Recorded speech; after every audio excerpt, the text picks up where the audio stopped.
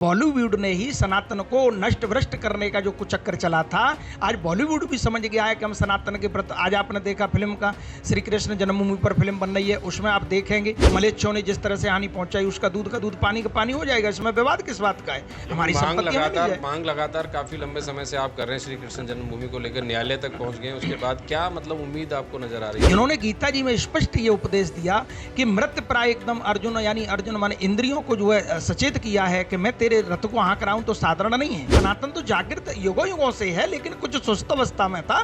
तो युवा संत आज उसे लाखों लोगों को जन चेतना जागृत कर रहे हैं, उसका परिणाम आप देख रहे हैं जन जन में। कभी जो हमारी सभी रिटों को अलग अलग सुनने की, वो कहते हैं क्यों समय बर्बाद इस भारत में किया जा रहा है। नमस्कार, मैं हूं प्रकाश सिंह और आप देख रहे हैं समाचार सिटी 24। सनातन धर्म को भारत से लेकर अंतरराष्ट्रीय स्तर पर ख्याति दिलाने का लगातार प्रयास करने वाले ऐसे संत जो अपने जीवन को पूरी तरह से समर्पित कर चुके हैं, श्री सत्यमित्रानंद जी महाराज आज हमारे साथ मौजूद हैं। सबसे पहले स्वागत है महाराज जी आपका। जी नमस्कार, जय श्री राधे। महाराज जी, मैं आपसे जानना चाहता हूं कि सनातन धर्म के लिए आप लगातार प्रयासरत हैं। सनातन धर्म को लेकर के अंतर्राष्ट्रीय स्तर का धर्म संसद आप लोगों ने आयोजित किया, ऐसी क्या जरूरत आन पड़ी? मैं आपके चैनल के माध्यम से अवगत करा देना चाहता हूं, जैसा कि आपने बड़ा अच्छा प्रश्न किया है कि आज अंतर्राष्ट्रीय धर्म संसद की आवश्यकता क्यों आन पड़ी। इसके पीछे का बहुत सारा हमारी प्राचीन भारत की परंपराओं को देखें कि जब जब सनातन पर कोई अत्याचार हुआ, जब जब सनातन कहीं विखंडित होने की ओर चला, तब सनातन में जो है सभी संत महापुरुष विश्व पटल के जो है एक छत्र पर बैठ करके उसमें समीक्षा की गई। जैसे आज आपने देखा अंतर्राष्ट्रीय धर्म संसद में, जिसमें जो है करीबन 15 देशों से लोग सादर आमंत्रित किए गए थे, जिसमें पूर्व ऑस्ट्रेलिया, अमेरिका और स्पेन इत्यादि देशों से जो लोग वहाँ तक पधारे थे। इसे सनातन की समीक्षा की बतौर आप देखें कि सनातन में जो होने वाली छोटी छोटी जो त्रुटियां हैं, उसको हम कैसे एक छत्र जो है एक सूत्र में आज हम उसे इकट्ठा बैठ करके उस पर मंत्रणावन करने के लिए धर्म संसद का आयोजन किया था।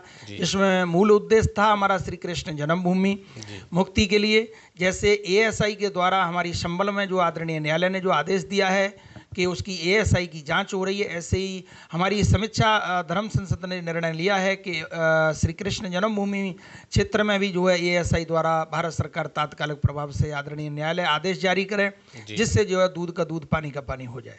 जी महाराज जी, आपने कहा कि जो श्री कृष्ण जन्मभूमि का मुद्दा आप लोग लेकर के चल रहे हैं, अभी संभल में विवाद हो जाता है। उसके अलावा अगर बात करते हैं कि संभल संभल नहीं रहा, कृष्ण जन्मभूमि तो बड़ा मुद्दा है। आखिर क्या मानते हैं कि कब तक ये संपन्न हो पाएगा, कब तक आप सफल हो पाएंगे? नहीं, देखिए आपने बहुत अच्छा प्रश्न किया। मैं आपके दर्शकों को अवगत करा देना चाहता हूँ, संभल नहीं संभल रहा। हमारे हिंदू हृदय सम्राट हमारे आदरणीय योगी जी बैठे हुए हैं। प्रशासन ने भरपूर अपना प्रयत्न किया। कुछ जो है हट धर्मी और जो है पंथ निरपेक्ष वाले जो लोग थे, जिन्होंने एक सामूहिक रूप से वह व्याप्त सनातन के प्रति करना चाहा और भारत सरकार की जांच कमेटियों के बीच में व्यवधान डालना चाहा, लेकिन प्रशासन को मैं बहुत बहुत आपके चैनल के माध्यम से साधुवाद देता हूं कि उन्होंने सारी सिचुएशन को और जो है घटना स्थल को तत्काल प्रभाव से जो है राष्ट्रीय स्तर में रोका। और जो है देखिए, ये एक जगह की बात नहीं है। संबल हो या भारत के बहुत सारे हमारे 4 लाख मंदिर भारत में हैं, जिन पर कुछ जो रिफ्यूजी लोग हैं जो भारत में शरणार्थी के रूप में आए हुए थे, उन लोगों ने नाहक रूप से हमारे बहुत सारी जो है मंदिरों को क्षति पहुंचाई। मंदिरों को क्षति पहुंचाने का मूल कारण क्या था? आज हम एएसआई से जांच करवा रहे हैं श्री कृष्ण जन्मभूमि की, तो आपको आपत्ति क्या है? क्या इस देश में आप ही लोग रहते हैं?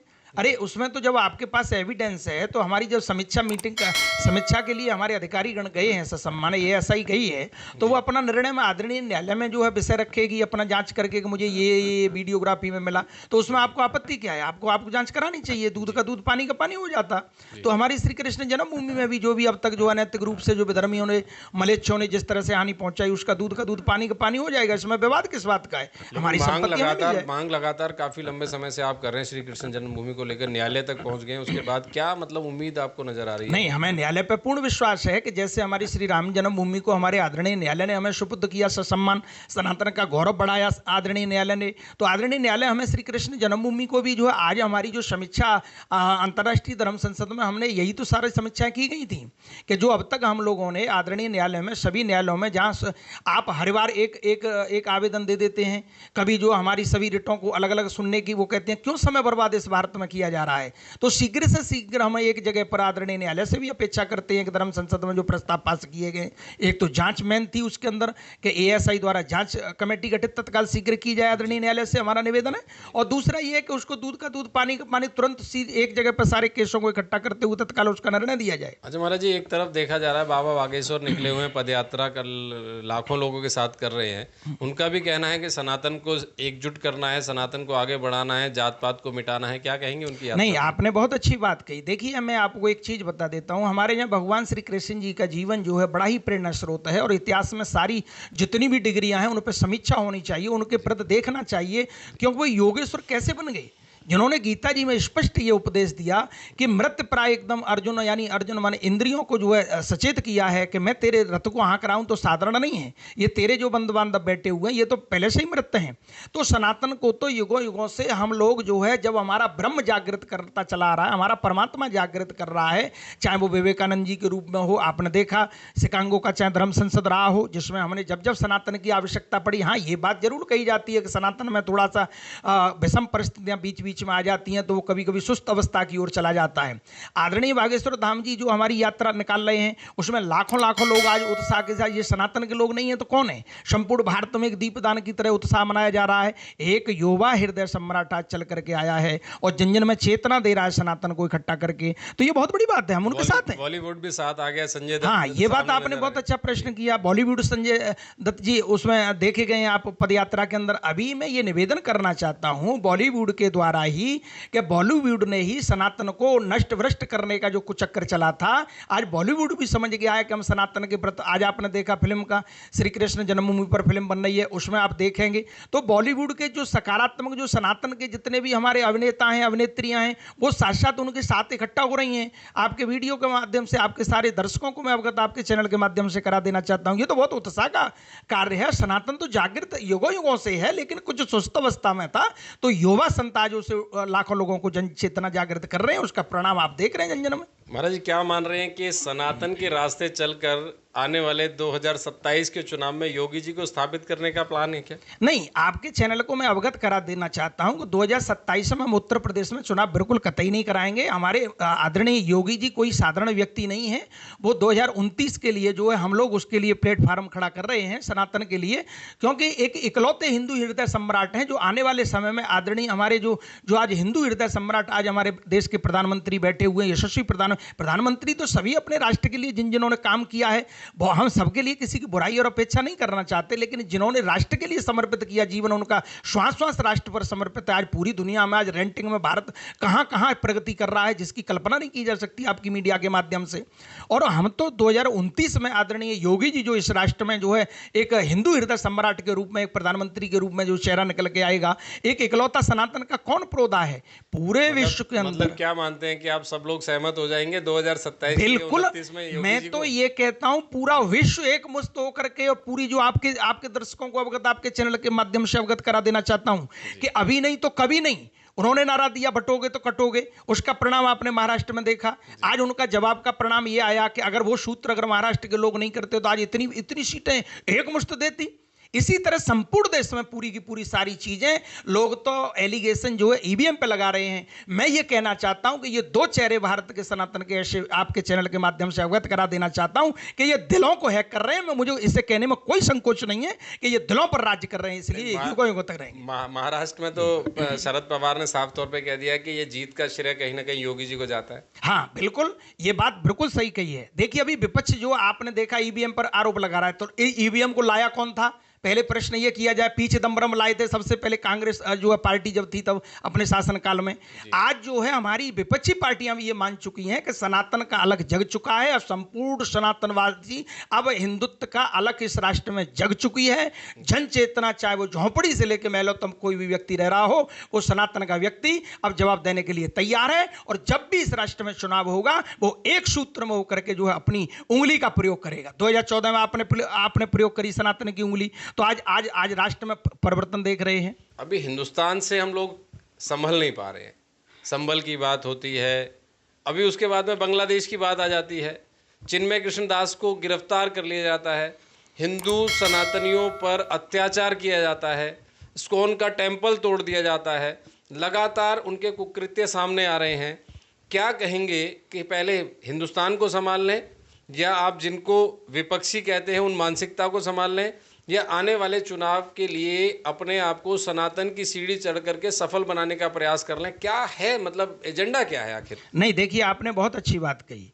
आज आप जो देख रहे हैं सदन के अंतर्गत, आप बताइए बांग्लादेश में जो घटना हो रही है, हिंदुओं के साथ ही क्यों घटना हो रही है? हिंदुओं के साथ ही क्यों सारा कार्य हो रहा है? क्या किसी हिंदू ने वहाँ हिंसा की पहले से, या हमारे धर्म तीर्थ क्षेत्रों को क्यों हमारे नष्ट भ्रष्ट किया जा रहा है? हम इसका विरोध करते हैं। और जो महाराज जी को बांग्लादेश में जिस देश धर्म के विरुद्ध कानून के उन्हें गिरफ्तार किया गया है, भारत सरकार से हम आपके सभी चैनल के माध्यम से दर्शकों से ये निवेदन के साथ कहना चाहते हैं, भारत सरकार तत्काल प्रभाव से करोड़ों हिंदुओं की आस्था के साथ जो खिलवाड़ न करते हुए तत्काल मुंह तोड़ जवाब और बांग्लादेश को तत्काल दे। बहुत बहुत धन्यवाद महाराज जी। आपने जो साफ तौर पे कहा कि रास्ते भी साफ कर दिए, 27 से 29 तक का भी कार्ड आपने साफ किया है कि सभी उनके फेवर में सहमत होंगे और योगी जी को 27 की जगह 29 में आप लाना चाह रहे हैं। महाराज जी, मैं आपको बता दूं कि जिस तरह से आपने ये चीज़ें स्पष्ट की हैं, आपने कहा कि बॉलीवुड जो ये कहा करता था सनातन को बहुत पीछे ले जाने का काम किया, हिंदू धर्म को, सनातन धर्म को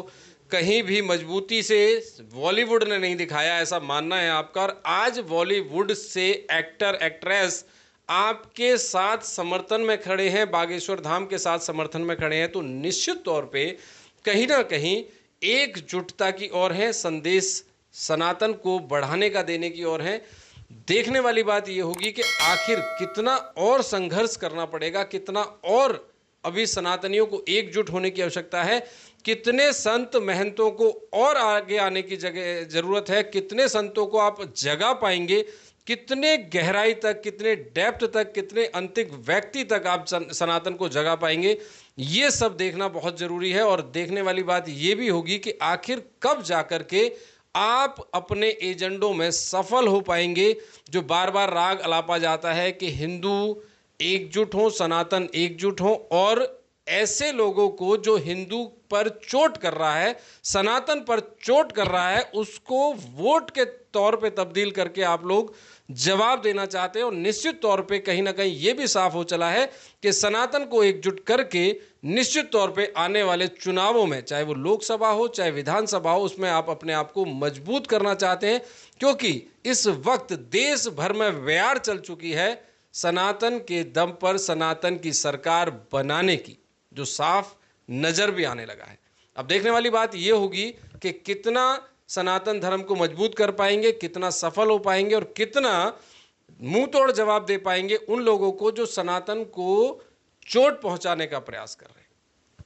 समाचार सिटी 24 की हर ताजा तरीन खबर के लिए आप हमारे साथ यूं ही जुड़े रहिए।